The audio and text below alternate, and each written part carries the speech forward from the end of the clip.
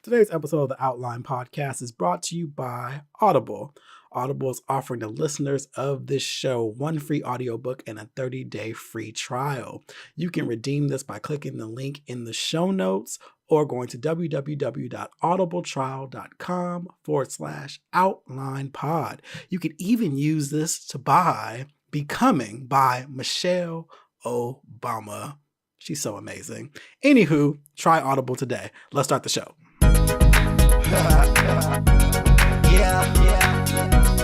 The Outline with Kevin Dwayne. Kevin Dwayne.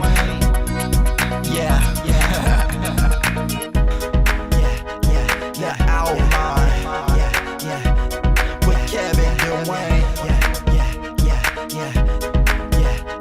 The Outline with Kevin Dwayne. This is the Outline with Kevin Dwayne.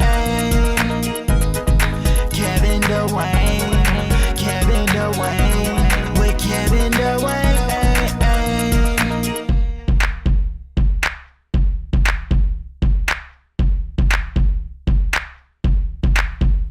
Yo, what's going on, you guys? It's the Outline Podcast with Kevin Dwayne. I am here with your weekly discussion of all things LGBT culture, entertainment, and a piece of encouragement for everyone. I hope you are enjoying your week. I hope you're on Tumblr because they are shutting it down. Well, they're not shutting Tumblr down, but they're getting rid of all adult content starting on December 17th. I was scrolling on Facebook yesterday and I saw the article on Verge.com. I think it's called The Verge.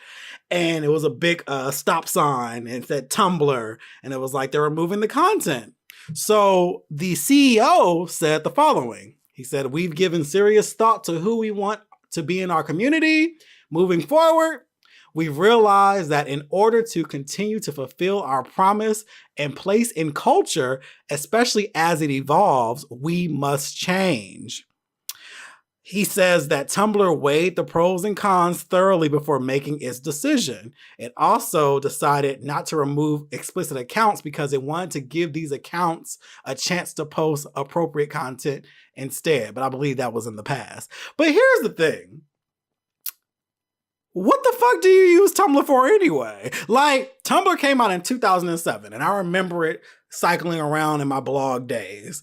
And I just didn't care for it. I'm like, what's the point? I wasn't a photographer yet, so I was like, okay, I'm not gonna post my regular pictures here.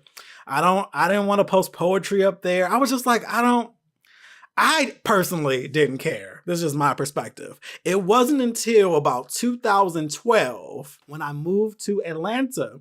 I was at my friend's house and he was like, "Oh yeah, I go to Tumblr for like porn." I'm like, "Oh, there's porn on there?" He's like, yeah. And I would see some of the stuff up there. I said, "Oh, this is nice," but I still didn't, get an account. I was like, okay. Then I kept seeing links on like Twitter and elsewhere that always push back to Tumblr. So I finally made my own little account so I could see all the good freaky shit on Tumblr. That made Tumblr interesting. That is the only reason I get on Tumblr is to see dick and ass, preferably penetrating one another. And so what now? Like, and the thing about it is, yes, as the CEO said, you can find porn anywhere. Yes, there's tons of sites. There's my Vidster and there's all of this. But Tumblr provided a certain level of amateur porn, but it was also high quality. This is like the around the way niggas, These are the guys next door. These are the people that are all across the US showing their goods and their stuff. And it's something about it that's very specific. And I feel like Tumblr is really shooting themselves in the foot. I have no doubt in my mind that Tumblr is going to fall after this. Like, I mean, granted, I'm a part of a small population, Black gay male, I know. So maybe, there's some people out there who really use Tumblr for, I don't know, because I don't know what Tumblr's used for except porn, but whatever. They decided they don't want adult content or adult sexual content as a part of their community, their choice. I just don't see this working out well for them. It's really, really sad. And, I was on Tumblr yesterday and they flagged like everything, like all the stuff that I've reposted and liked that was, sex, which is everything. I think there's like one post that was like of like, I don't know, like Beyonce or something. I don't even know. It's all porn. But there's a little red tab at the top that says this content has been marked as explicit. And it's like a red mark. And it's on all the stuff that I've ever reposted. And I'm just like, this is so depressing. Like, you're hurting the culture. Tumblr is for porn. It's not for anything else. Stop playing with me. So I guess we all have to rely on my Vidster, which is trash if you ask me. My Vidster has gone down in so much quality over the years because of all the ads. And, they have the paywall now if you want to remove the ads. And it's just not it. Twitter is still popping. I hope they don't start trying to cut back. Like, y'all gotta just let people express who the fuck they are. Like, this is just, it's so unnecessary. It's so unnecessary. But rest in peace to Tumblr. Well, not yet. It's like right now, Tumblr's in a coma and we still see it. But we're gonna pull the plug on the 17th. So right now, prayers up for Tumblr, who's in a coma right now. We're hoping that we see him through, but the doctor says stage 4 and it only has a couple weeks to live. And we just decided on the 17th, the plug would be pulled. But we still gonna pray that Tumblr gets resuscitated. Miracles do happen. They happen every day. And I really feel like, we can pull through, but it's not looking too good. We in stage 4 right now. So, just keep praying, keep beating your dicks and keep that, that sensual energy going. And, we may be able to save this, but it's a sad time. What a way to end the year. My God, it's been an otherwise happy year, but whatever. So speaking of crazy shit, last week, I was about to have lunch, and I'm going to tell this story as anonymous as possible, but it was so interesting that I needed to share it with my listeners. To those who are involved, I mean, hey, like I said, I'm going to try to be anonymous as possible, but I just need to tell this story. So last week I was about to have lunch, and I'm intermittent fasting again, so I was starving, and I'm like, okay, let me heat this up, get my food. During that time, I get a call from somebody very close to me. And someone very close to them, who is also close to me, close enough, went missing. And they were like, oh my God, such and such, we can't find them. I'm like, okay, what do you mean? Like, they went to work and they never came home and the phone is off and we can't find them. So I need to go to like their job and stuff and find them. I'm like, okay. And they're like, will you please go with me so we can just search on the freeways and stuff like that? And I'm just like, okay, sure. And they're like, all right, I'll be there to pick you up soon. So I eat my food because I'm like, listen, this is a lot. And I need to make sure that I at least have satisfied my hunger because this sounds like it's going to be a crazy day. So I get dressed, I eat, and I'm just kind of mentally preparing myself. The person was very frantic when they called me, and I was like, you know what? I'm going to choose to be calm, and I'm going to choose to think positive. I'm not going to think something has happened to this person that is tragic. We're just going to pray that they were just, dumb and just made a mistake somewhere, And so this person is an adult that went missing, but a young adult. I'm talking like young. So it's one of those things where it's like, okay, we do got to look for this motherfucker because we don't know, what could have happened with the dumbass. We don't know. So they come pick me up and we had to fucking, it was about 30 minutes above me. So I live in Gwinnett County. So I already live northeast of Atlanta Metro. All right. We went another 30, I guess it's northeast, a little bit more north, but we went up 85, like another 30 minutes. We hit another road I ain't never been on, 985, and we're in a remote white neighborhood. Like it was so like white with an H in front of white. All right. And listen, I'll tell you how white it is in a minute. So we're headed there. We're putting together all the facts. Like, okay, have you called their job? Yes, we called the job. They went, they clocked out at such and such time. They got in their car. We know that much. Went missing. We checked the records because the family had the records of the phone. The last time the phone was used, it was like 5 or 6 in the morning. Okay. But the phone is still on because it's ringing and going to voicemail. But it's ringing first, so it's still on. We're like, okay. And it was somewhere off in that area. We're like, all right, cool. So some other people who were involved in the hunt called us and was like, all right, we're going to the police station. We filed one report here. We're going to file another report here. The only thing is, because this person is of age, you're supposed to wait 72 hours because grown people can disappear if they want to because they grown. If I go missing for 3 days, it's my motherfucking prerogative. But on that 4th day, if something don't feel right, I would hope that you guys will look for me. So we get there. And so we're just talking about all the situations like, oh, maybe this happened. Maybe they ran out of gas, or maybe they didn't have enough money to get to where they needed to get, or they were embarrassed. Maybe they went to sleep in their car. Maybe they're really, really tired, all these things. So finally we get a call from the person's mother and was like, okay, we found them. They're in jail. Well, I tell you, we were so excited to hear that somebody was in jail because we legit thought that, this person had died. We were like, oh shit, let's make sure that, they're alive and well and shit like that. So we were excited, like, oh yay, they're in jail. Woo!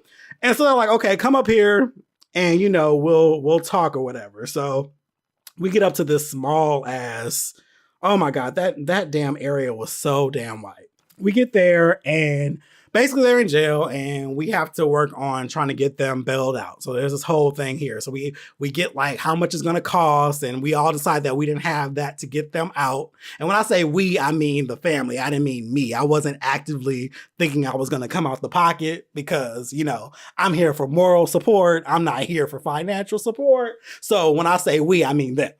So we talked to the little lady at the police station, and she's like, all right, go to this bail bond spot or whatever. So none of us have done this before. This is our first time. So we go to the bail bonds or whatever, and we get there, and this woman, I won't give her name, although it was a funny name. We'll just say her name. She was named after a fancy car. All right. She was just as joyous and, and comforting. And we're like, okay, girl, it's our first time. Let us know what we need to do. So she gives the whole thing. It's going to cost this much. You need to do this. You need to sign this. You need to do this. So we figure that out. We fill out the paperwork, give it to her. She's like, all right, cool. Well, it's going to be a little while. So you're more than welcome to just have a seat or go get something to eat. And I'll call you when the jail calls me so I can go pick them up and bring them back here. We're like, okay, bet. So we go to Popeyes in the area or whatever. Let me tell you how white this area is. There are white people inside of the Popeyes eating. I've never seen white people eating spicy dark in a Popeyes lobby. Never. And there were so many in there. Like they were all just, gathered eating biscuits and red beans and rice and chicken and the little apple pie. I was just like, oh, this is a really white area. We need to be gone before sundown. That's for sure. So, we chill, we're talking, once again, all the possibilities and, once this person is out, how we're going to help them kind of recover from it, all that shit. So about 2 hours go by and we're just sitting there. So we're like, okay, let's go back to, the bail bond spot. They have not called, but let's just go back that way since we're just sitting in Popeyes. And then we sit in the car for a little bit. We're talking, joking and shit like that. I'm making little jokes about how we should get a first time sticker or badge or something because it's our first time dealing with this, making light of a situation that's otherwise serious. And so we go back inside and the person was like, yeah, we haven't heard back from them yet, but these things can take some time. And so we do our Googles. And the Google said that typically when someone is bailed out, it can take anywhere from 4 to 6 hours because of the process. Gelling systems are a setup. They're a fucking setup is what they, is what they're doing. So we sit there for another hour And then we decide to go try to get their car out of tow. But we didn't realize that the tow place was closing at 4:00 and it's like 3:30. And so we try to run, get cash because all of these operations require you to have cash. They don't let you use card. So we try to get cash. We get to the tow spot. They're pretty much closed the minute of, which was to be expected. So they couldn't get the car out. And so it was a fucking mess. That's all I'm going to say. We go back to the bail bond, sit for another 30, 45 minutes. At this point, it's about 5:30 till finally the person close to me was like, okay, let me take you back home and we'll just come back. And I was like, you know what? That sounds good. Because it was a long day. So the person ended up getting out about 9 p.m., 10 p.m. that night. But whew, what a moment. It was a crazy moment. I just thought that shit was wild. That shit was wild. So if you need to know how the bail bond system works or how, charging and all that stuff work, let me know. I'll let you know what we went through. And now I understand it. And it's funny because I've had people around me go to jail before, but they either got out on their own recognizance or somebody else handled it. I've never actually had to go to a bail bonds and figure that out. So, it was a great experience, exposure. It was exposure to something new. Anywho, other thing that happened, I'm still marathon training. This is week 4 of training and it's getting very intense. And what I mean by that is I'm very much no excuses right now. I'm very much let me do what I need to do to make sure I'm getting my miles in and making sure I'm just doing, eating the right foods and just doing what I have to do so that I am ready to do this 26.4 miles in March. Saturday morning was the morning of my long run, but thank God this long run tapered down to 5 miles. The week before was 7 and it went down to 5. This upcoming weekend is going to be 9, but it was just 5. I wake up Saturday morning and let me tell you, it is fucking pouring down rain. Not even light rain. I'm talking storm and puddles. And I'm like, fuck. Now, to be fair, I did know that it was going to rain on Saturday. It wasn't a surprise to me, but Atlanta plays sometimes, it plays. So sometimes it's just like a little light sprinkle, oh, I can do this. So I'm like, well, listen, and I'm talking to myself and I say, well, listen, I'm like, okay, well, I'm committed to this. And I talked about this on the show. I got to do this. I can't miss my runs. I need to get out there and get this 5 miles out the way. It's not that much. I mean, I do 6 miles regularly anyway. 5 miles, okay, I can do this. So I throw on my fucking everything. I throw on everything. I have on compression pants. I have shorts over that. I have on a long sleeve shirt, a dry fit shirt to whisk the water away from me. Then I have on a hoodie that had a hood on it, right?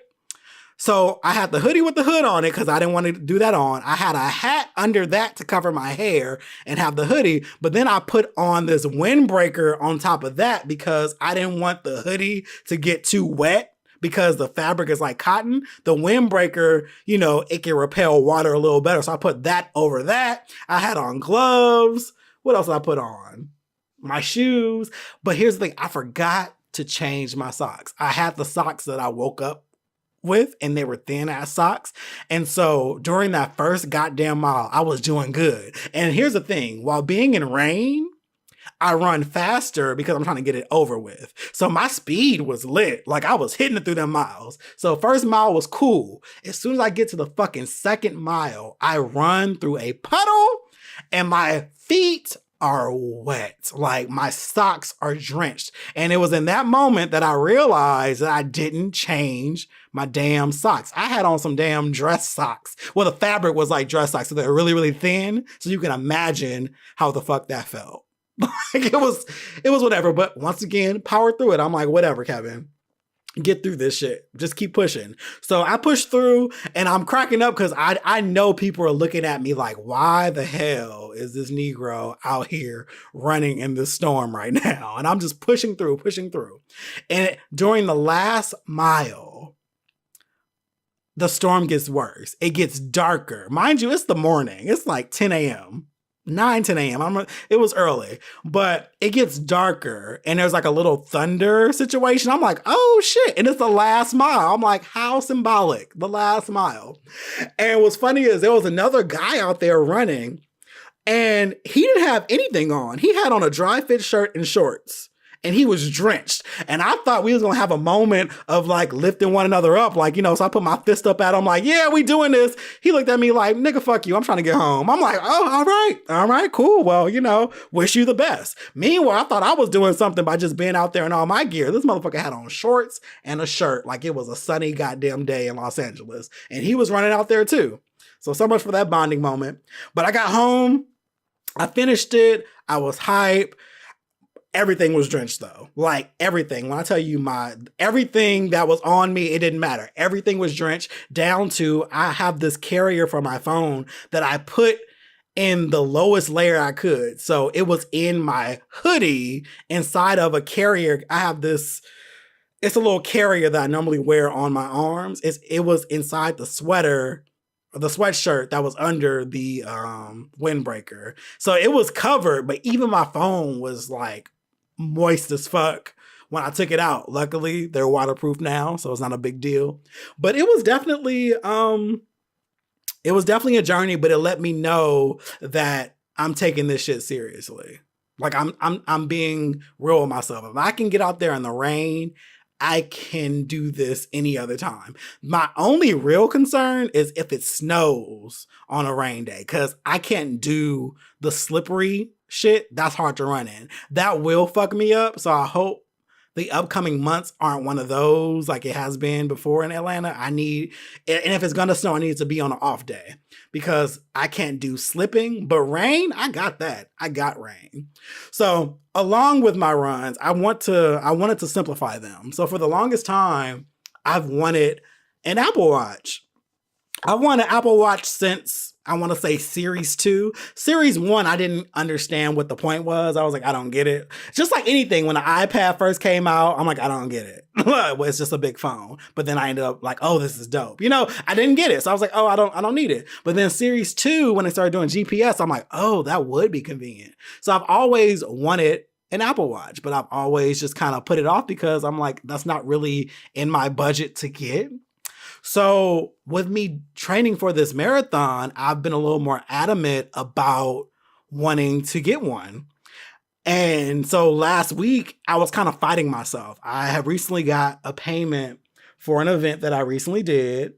And I was like, I think I'm going to get me an Apple Watch.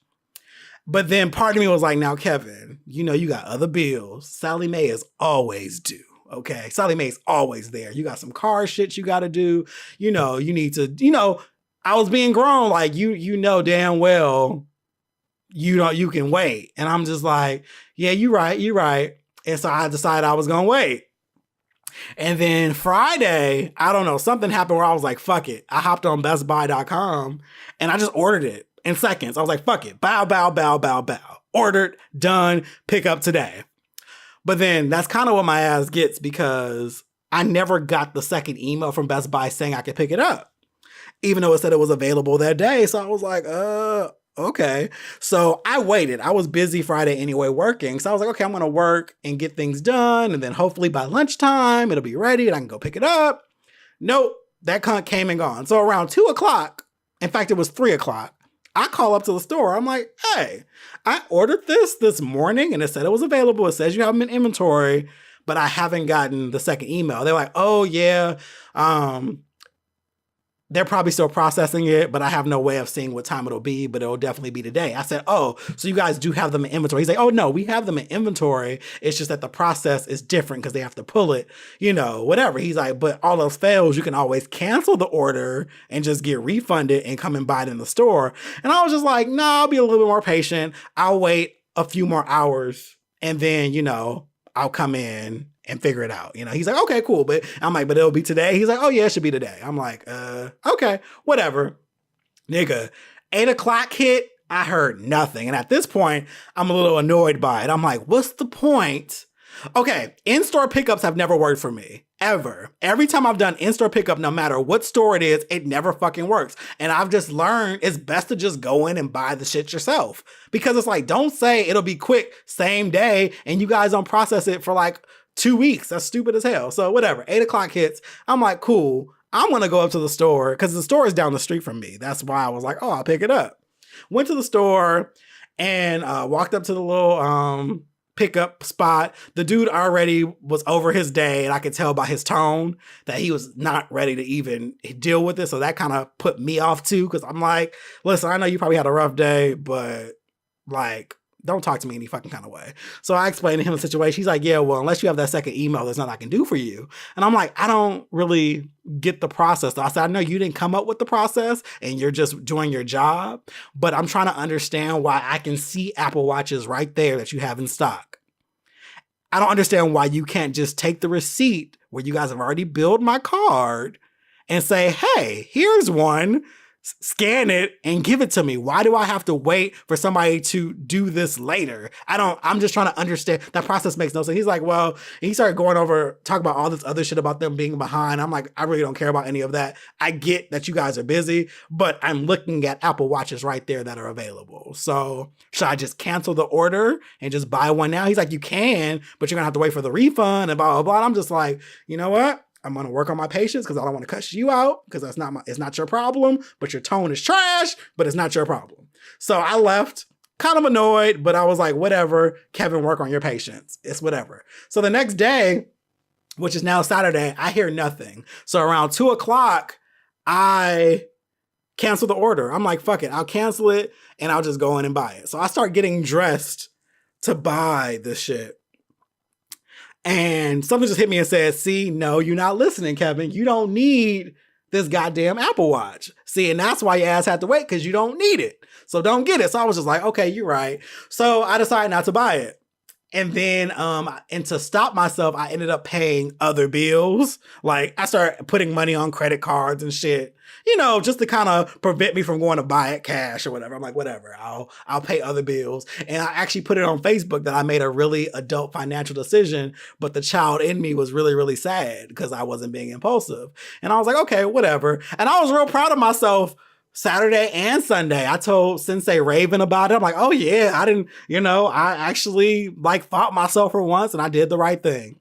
Well, Monday, all that shit went out the door. I bought my Apple Watch and I don't give a fuck. I got it on right now and I motherfucking love it. It's amazing. I went running this morning with it.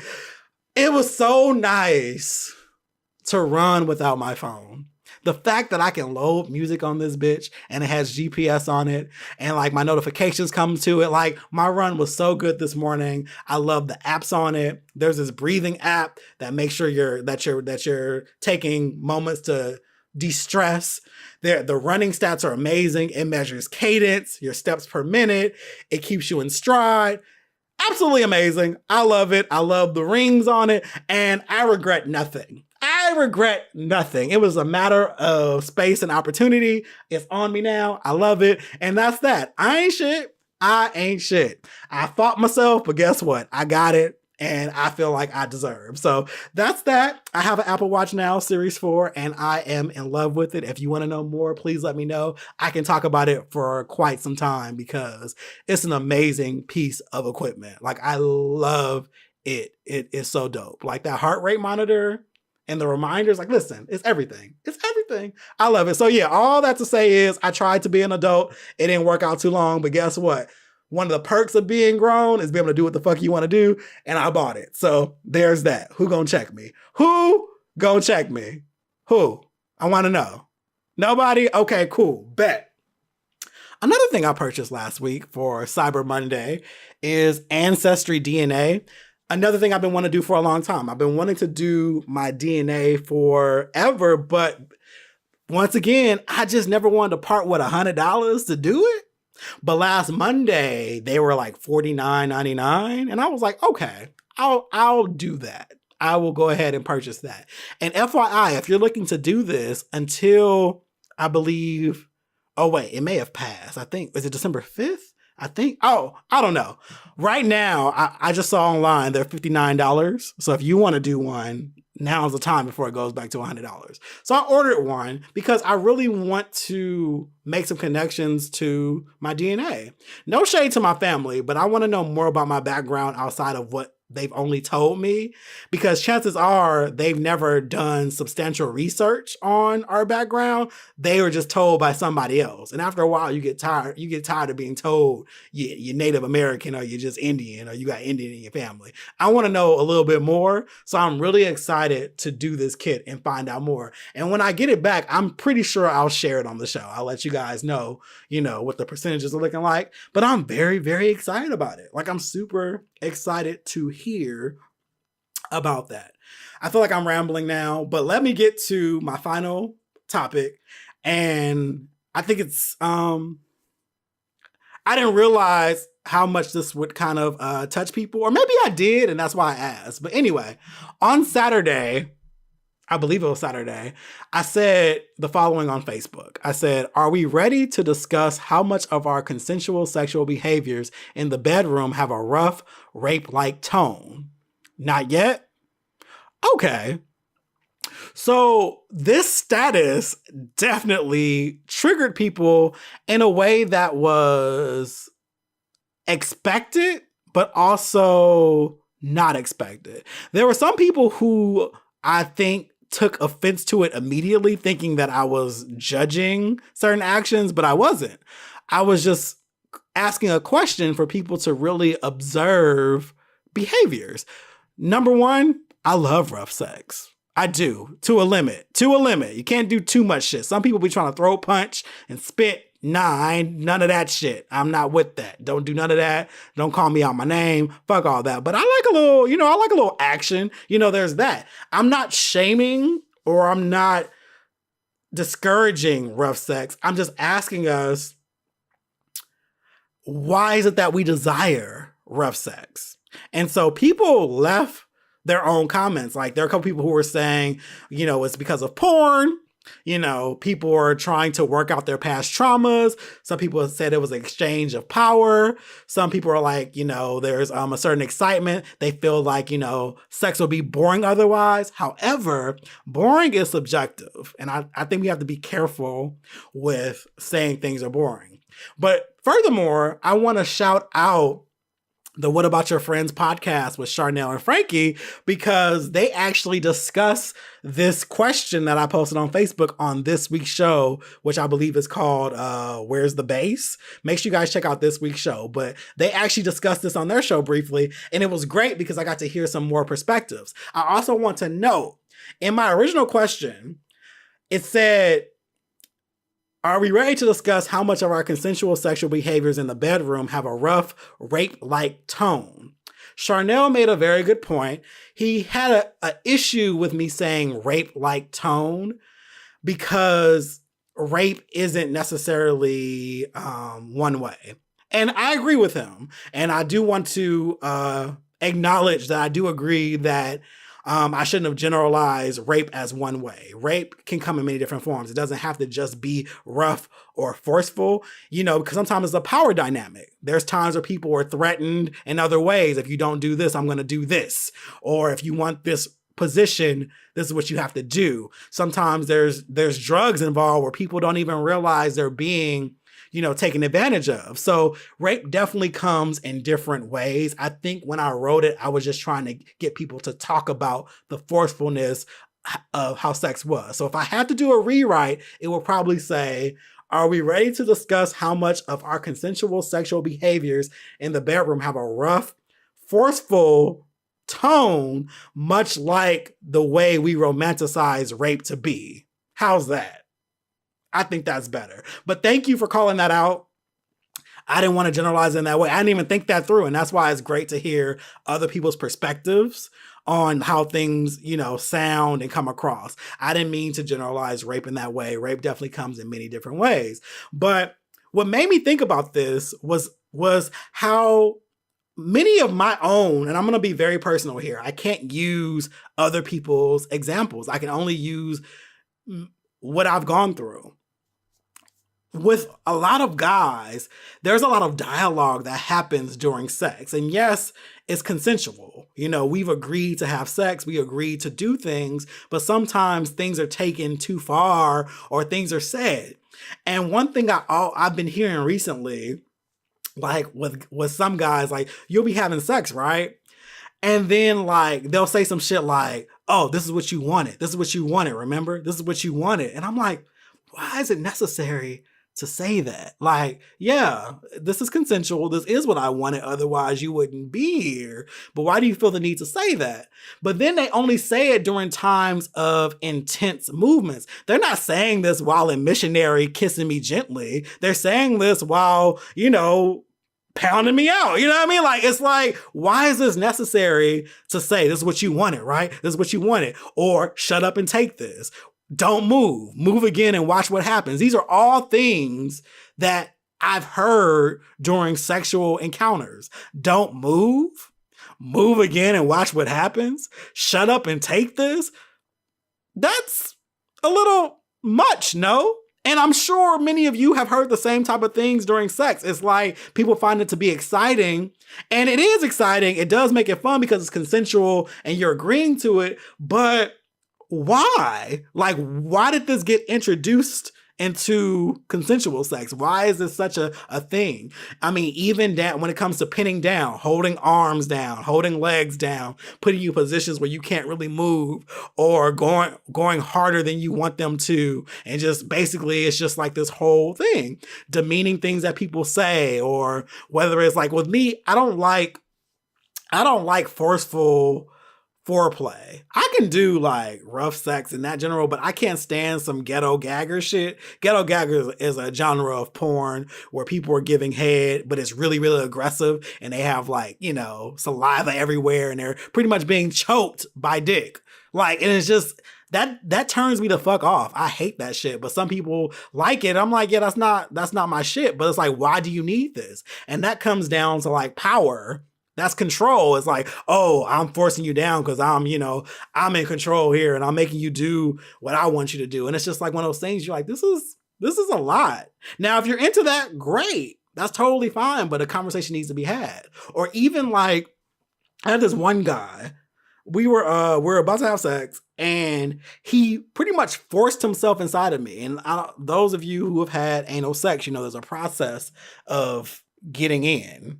You know, there's a certain way that the sphincter opens up and closes. And he like forced himself in me. And I remember just yelping so loud, like, dude, like, what the fuck? And actually the condom had like a little bit of blood on it. I was like, yeah, we got to stop. Like, we have to stop. What the fuck? Like, why would you do that? He was like, oh, I just wasn't trying to go through all that. I was just going to get in you, get it out the way so you can get that pain out the way. I said, yeah, nah, fuck you. This is over. Like, that's what I'm saying. Like, there's a certain disregard that I think that some people have during sex. So just to kind of reverse a little bit. So let's talk about porn, for example. Porn definitely, in my opinion, has an effect on this because porn gets rougher and rougher as time goes by. We see so many, porn places aren't allowed to put rape in their search anymore, but they do have forced. Like there's a segment called forced, gagged, punish. Punish is another one, but it's all people being tied up and smacked around and turned red, and it's literally rough ass sex, and it's a genre of porn. And that's come in the last like maybe 15, 20 years. But I watch a lot of vintage porn, and vintage porn was actually pretty, I can't say PG because it's still X-rated, but vintage porn had a lot more. It was literally like watching motion pictures, but they just had nudity and sex in them. You know, you saw penetration, but the penetration was very vanilla, as people would call it. You know, it was missionary. There was a lot more passion. There was oral play. You know, it wasn't necessarily just slow. Like there was like, you know, some speed to it and some aggression to it, but it was nothing like now with gaping holes and spitting and smacking around and calling all these names. That didn't happen until later, like the 80s and the 90s. So it's definitely something that's happened over time. So porn has definitely had its effect on how people look at things. And I was determined to fit this in. Also, porn has also gotten people into things that they weren't into before. One example among gay men, trigger warning, I'm about to talk about ass a little bit more. There's this whole obsession right now with the sphincter, with the hole, as people would say, with the asshole. I kid you not, when I was in my early 20s, I never, and I'm so fucking serious, I never had a man ask me to send him a picture of my hole. Ever. Ever. It was always send me an ass pic. That was it. That was it. No one ever asked me for a motherfucking hole pic. It wasn't until I moved to Atlanta in 2012, I'll never forget, there was this guy, and the gag was, I think he was like Latin or something, and he was like, oh, send me a pic of your hole. And I'm like, what? And I remember thinking like, that's interesting. I was 26 when that happened. And so I sent it, but I was just like, this is weird. But even with that one, it wasn't so, it was like, okay, whatever, I'll play along. But then it became a requirement among many people. Now, niggas are literally demanding that shit. And I'm like, when did this happen? This is such a trend where people are like, oh yeah, I want to see that hole. And then if you decline to send it, then it becomes this whole thing of like, well, what are you hiding? Have you been fucked so much that it looks bad? Or is it it's like all this shit. You're just like, this is a lot.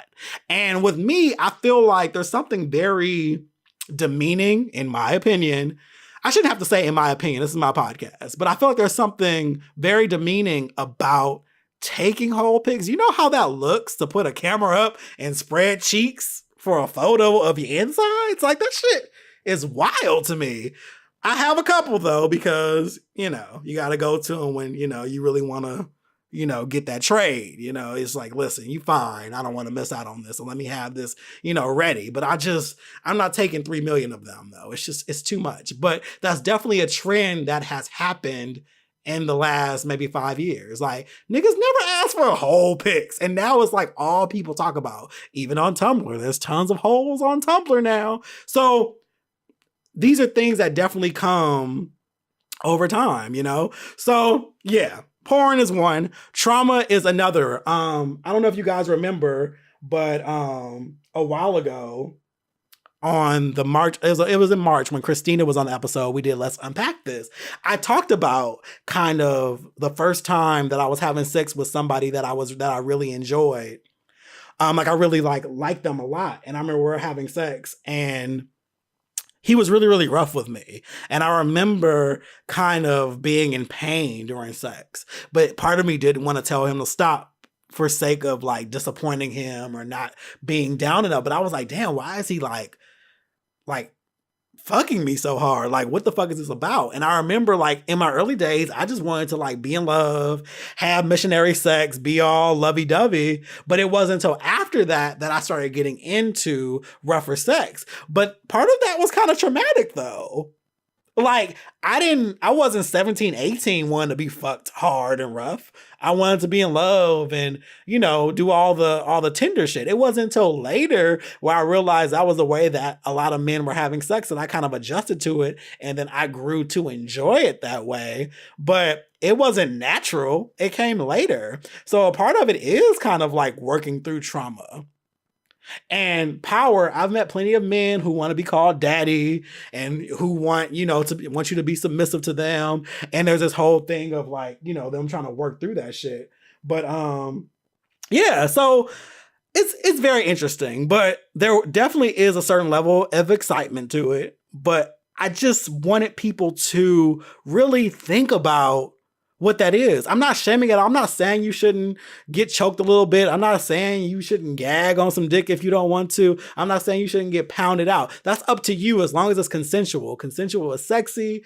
Consent is also key. You know what I mean? Like, it's needed. Do whatever you want. I'm still going to be doing my freaky shit too. I just want people to observe where they think it comes from. What are your thoughts? Let me know. Tweet me, go to the podcast page on Facebook, go on SoundCloud, leave your comments. Let me know, like, what do you think it is? Like, is it just natural? Are we just animalistic by nature? Or do you think these this is coming from somewhere. Is it coming from porn? Is it coming from trauma? Is it coming from power? Is it a combination of them all? I just want people to really, really explore, sex that has this forceful tone in general, because it gets pretty damn intense sometimes. You'd be like, why do you need this to get off? Why do I need it to get off? Because there are times where I want it that way. Like, I want somebody to just, tear me up. But there's also times where I'm like, no, I want it intimate. I want it soft. I want kisses. I want tenderness. I want sweet words. It's about balance. But it's no shame. Just think about it. Where do you think this shit comes from? Like, let me know. But that's the show. Thank you all so much for listening. Yes, leave your comments. Hit me up. And I will talk to you all next week. Peace out.